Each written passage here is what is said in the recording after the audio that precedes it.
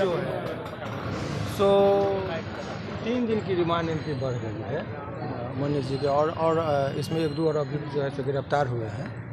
तो पुलिस का कहना है कि अनुसंधान हमारी पूरी नहीं हुई है, तो इस वजह से 3 दिन की जो है सो रिमांड को अभी कर दिया। और तमिलनाडु पुलिस भी इनको ले जाना चाह रही थी, तो उसमें लॉ पॉइंट पर यही बोला गया कि तमिलनाडु पुलिस जो है जब तक अभी तो ये पुलिस कस्टडी में है और एक केस में इनको रिमांड दिया गया है, तो दूसरे केस में इनको कैसे ये किया जा सकता है, इस वजह से यही मामला है। तो अभी ये कह सकते हैं कि इनका 3 दिन के लिए मुसीबत जो है इनका 3 दिन तक जो है सो इनके लिए और अभी मुसीबत का क्षण है।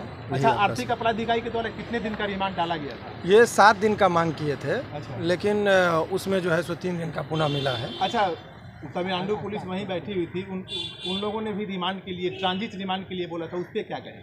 उन पर माननीय न्यायालय का ये कहना हुआ, और ये टेक्निकल बात भी है कि जब कोई भी अभियुक्त एक मामले में यदि है वो पुलिस कस्टडी में, तो जज साहब के पास जब आएगा तभी तो वो आगे कोई आदेश करेंगे। तो इनका कहना कि अभी जो इकोनॉमिकल ऑफेंस थाना का कांड संख्या 4 है 423, तो उसमें तो वो अभी पुलिस के हवाले कर दिया गया है। तो जब उस केस से ये वापस आएंगे तभी तो मोटा मोटी ये समझिए कि 15 दिन के बाद ही अब वो कुछ तमिलनाडु पुलिस इसमें अपना प्रेयर कर सकती है। उनको उन्होंने स्वतंत्रता दी है कि आप 15 दिन बाद जो है तो आप आवेदन दीजिए, फिर उस पर विचार कीजिए। मनीष कश्यप पे कौन कौन से धारा लगाए गए? धाराएं जो लगी हुई है इनके ऊपर, वो जो मुख्य धारा जो मैक्सिमम पनिशमेंट का जो प्रावधान है वो 468 के तहत है, जिसमें 7 वर्ष तक की सज़ा का प्रावधान है। तो उस लिहाज से जब देखिएगा तो कोई बहुत गंभीर नेचर का नहीं है, क्योंकि उसका जो ट्रायल का प्रोसेस होता है 7 वर्ष तक की सज़ा का प्रावधान में उसमें 41A का जो है सो भी लाभ ऑनरेबल सुप्रीम कोर्ट ने भी कहा है कि देना चाहिए। तो उस कैटेगरी से देखिएगा तो अपराध में 7 वर्ष से अधिक की जो सज़ा का प्रावधान होता है उसको ज़रा उससे माने गंभीर नेचर का माना गया है।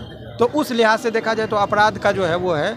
लेकिन जो धाराएँ लगी इनके ऊपर आरोप यही है कि उसने कुछ ऐसा वीडियो पोस्ट किया जिससे एक भ्रामक खबर फैली और 2 राज्यों के बीच में तनाव हुआ। ये दिस इज़ द एलिगेशन। और एक केस में एलिगेशन इनके ऊपर ये है कि उन्होंने जो कोई व्यक्ति दूसरा आदमी वीडियो बनाया था और उस वीडियो का फ़ोटो लेके इन्होंने कहा था कि ये देखिए तमिलनाडु में जो इस तरह की बातों को लोगों को मारा जा रहा है, क्या वो सत्य है? तो उसी चीज़ पर कि आपने किया। और एक और केस जो किया गया है उसमें है कि उनकी हथकड़ी लगी हुई फ़ोटो कोई पोस्ट किया गया था जिसमें गिरफ्तारी दिखाई गई थी। तीनों में लगभग सेम धाराएं का उपयोग किया गया है।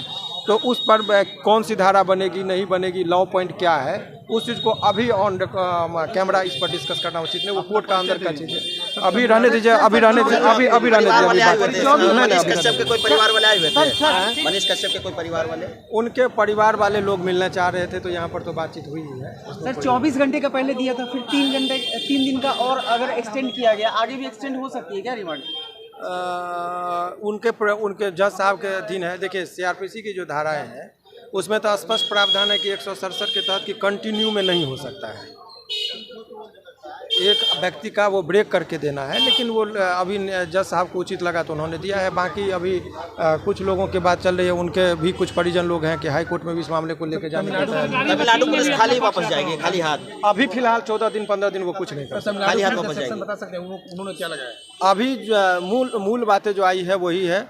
जब तक उसका एफआईआर का अवलोकन नहीं हो जाए, मैं तो उस पर एफआईआर वगैरह पढ़ने के लिए सारा चीज़ देखा है मैंने, और भी अन्य अभियुक्त हैं उनके तरफ से भी केस को मैं देख रहा हूँ। सरकार की ओर से क्या और पक्ष रखा गया? सरकारी वकील ने क्या कुछ कहा? देखिए अभी सरकार अभी वकील का इस स्टेज में बहुत ज़्यादा फंक्शन नहीं होता है, क्योंकि पुलिस और जज साहब के बीच में कम्युनिकेशन होता है कि मुझे ज़रूरत है आप दीजिए, जज साहब इंक्वायरी करते हैं। इन्वेस्टिगेशन के दौरान वकील का बहुत अहमियत नहीं होता है। तो ईओयू ने जो आर्थिक अपराध इकाई के लोगों ने जो कहा है उसके हिसाब से और क्या कुछ है इनके ऊपर? इनकम टैक्स का नहीं और बाकी आर्थिक अपराध का भी मामला है कई सारा, फर्जी वीडियो का तो भाई आर्थिक अपराध इस तरह का। देखिए इस तरह की बातें जो बताई गई कि आर्थिक अपराध, उस संबंध में अभी तक कोई एफआईआर का कोई पुष्ट खबर नहीं है।